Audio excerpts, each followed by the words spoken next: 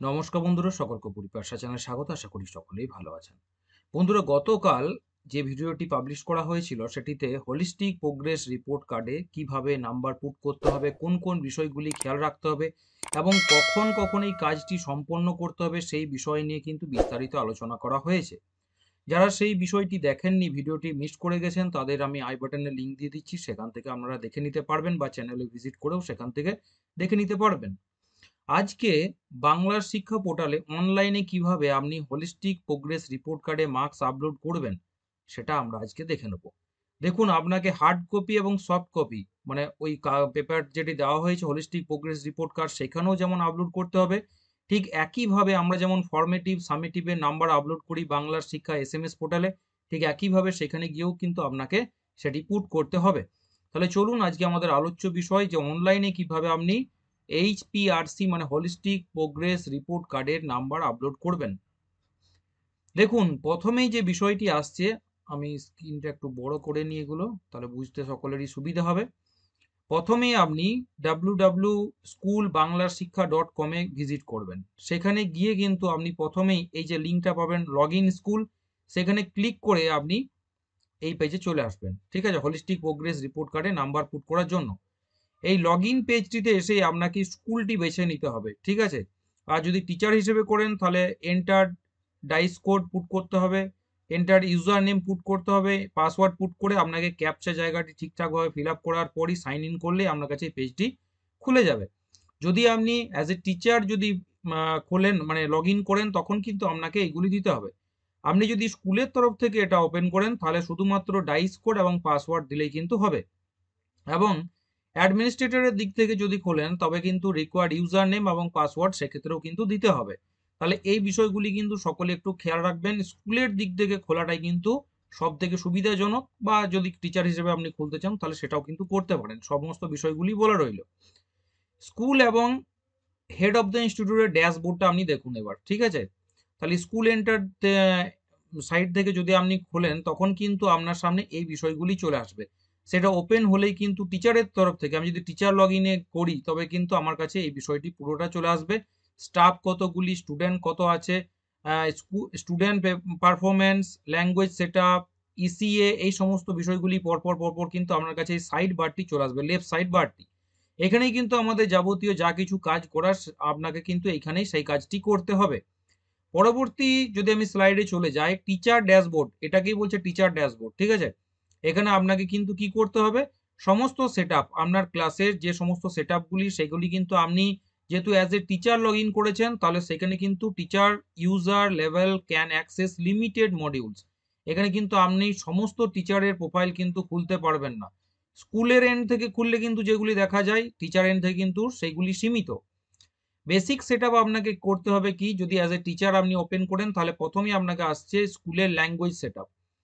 Class 1 থেকে 6 পর্যন্ত first এবং সেকেন্ড ল্যাঙ্গুয়েজ সেটআপ করতে হবে। 7 এবং 8 এর ক্ষেত্রে ফার্স্ট, সেকেন্ড এবং থার্ড ল্যাঙ্গুয়েজ সেটআপ করতে হবে। 9 এবং 10 এর ক্ষেত্রে ফার্স্ট, সেকেন্ড এবং অপশনাল ইলেকটিভ সাবজেক্টটাকে আপনাকে সেটআপ করতে হবে প্রথমেই। Student language, if chosen class wise multiple language or opt elective subject then need to specify student wise subject।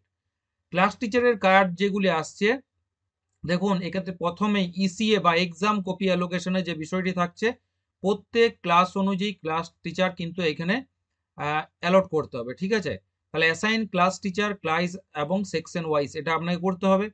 Class teacher allowed to enter formative summative learning perspective of cognitive domain, যে সমস্ত বিষয়গুলি number put করার পুরো দায়িত্ব কিন্তু class টিচারের। ঠিক আছে, সাবজেক্ট টিচার কি কি করবে, assign subject teacher class section and subject wise. তাহলে সাবজেক্ট টিচারকে প্রত্যেকটা ক্লাসের সেকশন ওয়াইজ সাবজেক্ট ওয়াইজ তাদেরকে কিন্তু অ্যাসাইন করতে হবে। Subject teacher allowed to enter formative এবং সামেটিভ রেসপেক্টিভ অফ সাবজেক্ট, যে সমস্ত ক্লাসে তিনি যে সাবজেক্টগুলি নিচ্ছেন সেই ক্লাসের অনলাইনে নাম্বার কিন্তু তিনি আপলোড করবেন সাবজেক্ট ওয়াইজ। ঠিক আছে, আশা করি ব্যাপারটা বুঝতে পেরেছেন। ক্লাস টিচারের দায়িত্বে কিন্তু পুরো বিষয়টি থাকছে, তার আন্ডারে উনি সাবজেক্ট টিচারকে নাম্বার পুট করার দায়িত্ব দিচ্ছেন, যে টিচার যে সাবজেক্ট নেন সেই দায়িত্বটি তার হাতে তুলে দিচ্ছেন। Holistic progress report card enter step কিভাবে করবেন, টার্ম 1, টার্ম 2, টার্ম 3, কালকেও এই বিষয়টি নিয়ে আলোচনা করা হয়েছে। ঠিক আছে, তাহলে এই ক্ষেত্রে টার্ম 1, টার্ম 2, টার্ম 3 এর মধ্যে দেখুন টার্ম 1 এ formative evaluation step 1, step 2, step 3 তিনটে বিষয় কিন্তু থাকছে। সামেটিভ ইভ্যালুয়েশন থাকছে স্টেপ 4 এ, ফার্স্ট সামেটিভ ইভ্যালুয়েশন। এরপর যে বিষয়গুলি থাকছে learning prospective of cognitive domain LPCD step 5 এ, সেটা পুট করতে হবে ফার্স্ট পেজের। Behavioural cognitive outcome BCO step 6 এ আপনাকে কিন্তু সেই নাম্বারটা পুট করতে হবে। স্টেপ 2 তেও ঠিক একইভাবে সেই বিষয়গুলি কিন্তু থাকছে পরপর, স্টেপ 3 তেও কিন্তু সেই বিষয়গুলি থাকছে। ঠিক আছে, কিভাবে পুট করবেন আমি একটু পরেই কিন্তু দেখাচ্ছি। স্টেপ 19 যে বিষয়টি থাকছে development of personality and life skill DPLS, যেটা শর্ট ফর্ম, সেটাও কিন্তু পুট করা ব্যাপার থাকছে। ঠিক আছে, এবার দেখুন আমরা একটু ভালো করে দেখে নিই, বুঝতে হয়তো অনেকেরই অসুবিধা হবে। দেখুন এইটার ওপরে কিন্তু আরো ক্লাস আসবে, কোনো চাপের ব্যাপার নেই, বিষয়টি একটু ভালো করে দেখে নিন সকলেই। এখানে দেখুন ফরমেটিভের নাম্বার যেমন করে আমরা পুট করি, ফরমেটিভ সামেটিভটা আলাদা করে দেখাচ্ছি না, সেই বিষয়টি কিন্তু সকলেই জানেন। আমরা যেভাবে প্রত্যেকটা মানে পর্যায়ক্রমিক যে পরীক্ষা হয়ে থাকে সেক্ষেত্রে যেভাবে নাম্বারটা পুট করা হয়ে থাকে সেই বিষয়টি কিন্তু এখানে আর দেখানো হচ্ছে না।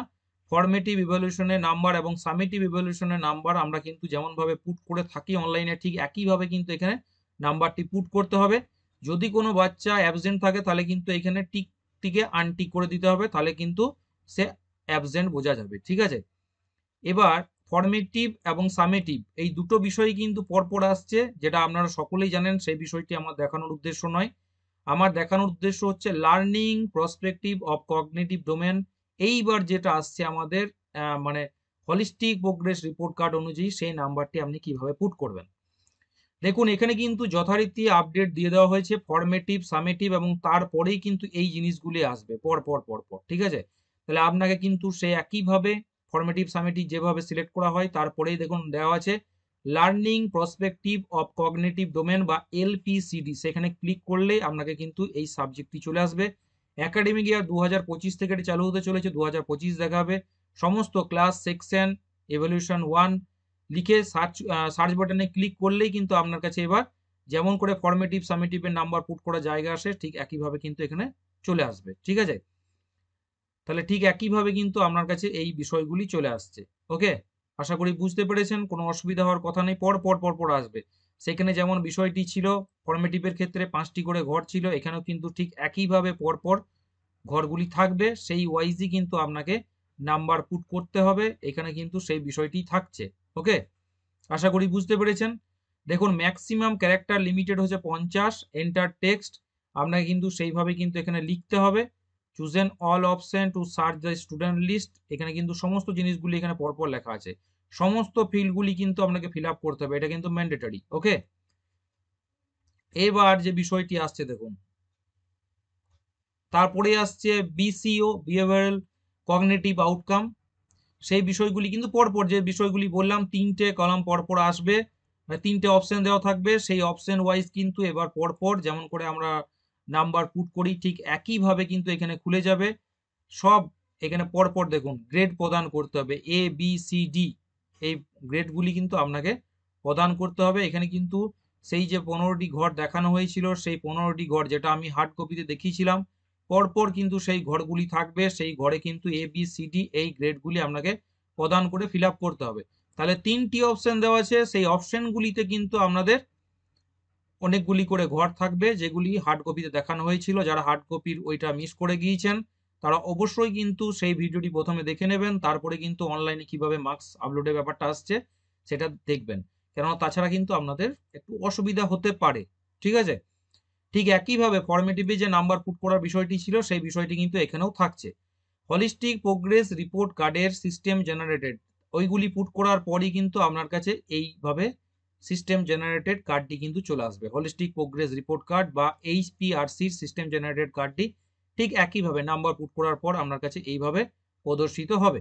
তাহলে আশা করি কোনো অসুবিধা নেই, আপনারা সকলেই আমি একবার অনলাইনে দেখিয়ে দেবো। এটা একটা মানে ওয়ার্কশপের ডেমো, যেটা কিভাবে কি করতে হবে যারা জানতে চাইছেন যে সরাসরি দেখাতে, কেননা অপশনগুলি এখনো দেওয়া হয়নি, 2025 থেকে শুরু হতে চলেছে, এটা ওয়ার্কশপে দেখানোর একটা ডেমো, সেই বিষয়টি আপনাদের সামনে তুলে ধরলাম। অযথা ভয় পাওয়ার কিচ্ছু নেই, এই বিষয়গুলি আপনাদের পরপর দেখিয়ে দেওয়া হবে। যারা চ্যানেল নতুন, চ্যানেলটি করতে অবশ্যই সাবস্ক্রাইব করে নেবেন এই ধরনের আপডেট পাওয়ার জন্য, এবং অবশ্যই ভিডিওটিকে লাইক করবেন, সকলের সাথে অবশ্যই শেয়ার করবেন এবং অবশ্যই নোটিফিকেশন বেলটি কিন্তু অন করে রাখবেন, কেননা এই ধরনের ভিডিও যখনই আপলোড করব আপনার কাছে নোটিফিকেশনটি যেন যথাসময়ে পৌঁছে যায়।